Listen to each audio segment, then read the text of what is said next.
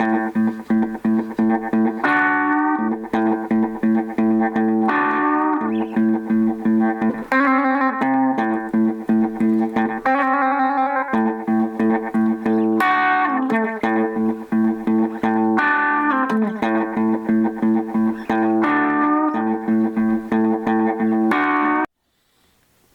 today I'd like to show you Backdoor Man by The Doors.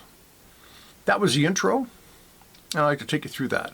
I'm tuned to G, D, G, but I'm using a capo on 2. You can play it without a capo, and the tab's written that way, but it comes in handy. And you can make this capo yourself. I'd like to take credit for it, but flamenco guitar players have been using pencils and elastics for a very long time. It works really well on any instrument that has a flat radius neck. Like an old Fender guitar and guitars like that, they have a sort of curved neck, so something this flat wouldn't work so good. But it works good on cigar box guitars, mandolins, banjos, and I'm sure there's other ones. So I have it on the 2nd fret, which is an A chord. So the first lick, which is played twice, is 1, 2, 3, 4, 1, 2. And then you play the 12 and the 11 here. And you push it a little.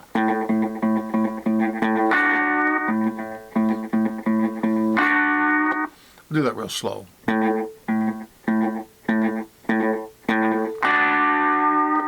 Like that. You do that twice, and then you're going to play one less on the low string. So it's 1, 2, 3, 4, 1, and you're going to do a trill, which is 2 notes played fast. First finger's on the 5th fret, second finger's going to go up and down on the 6th fret.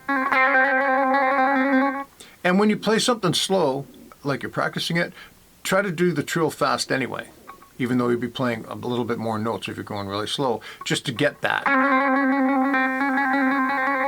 thing going. So this one, 1, 2, 3, 4, 1, and a quick 5 over here. Or you could skip that, but if you want to, technically it's in there, so I thought I'd mention it. Then you do that again without the low string 5. 2, 3, 4, 1.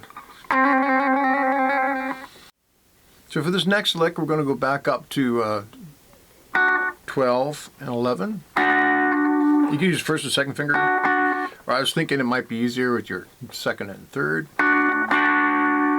And as you push it, you're going to pull off to 10. And you can go down to 7, or you can go over, do what I did, go over to 14. You don't have to actually pick that again.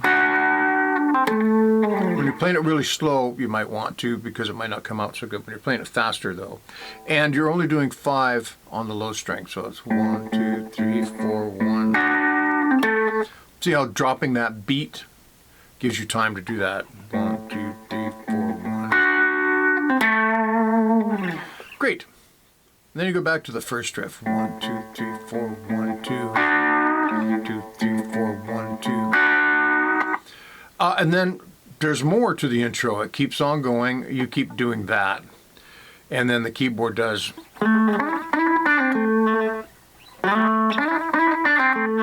Something like that. So that's the keyboard part, but you're going.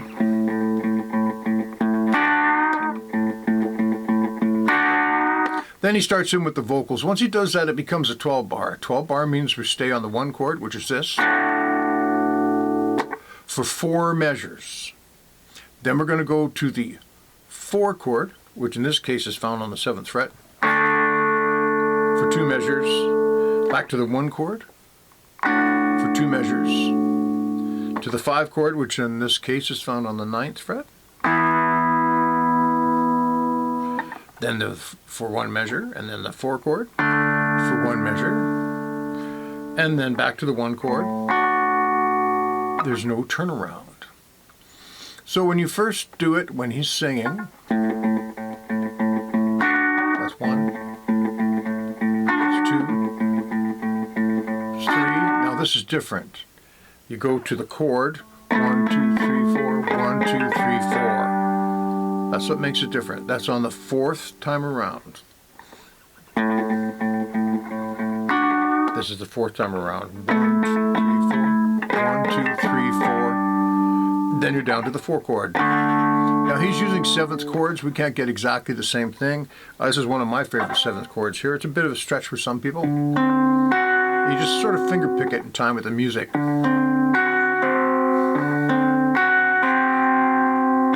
If that's difficult for you, you can do this 7th chord here, which in this case would be 7, 7, 5. Easier to play, gets the same job done. That's only for 8 beats.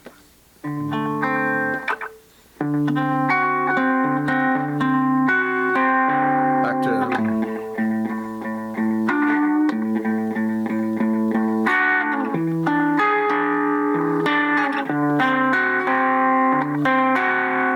So that was the 5 chord and the 4 chord.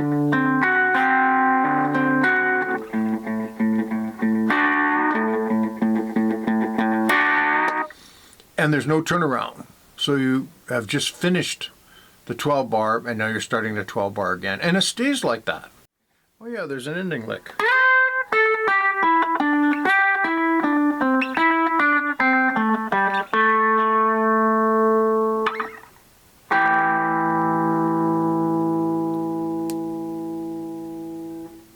So now that's it.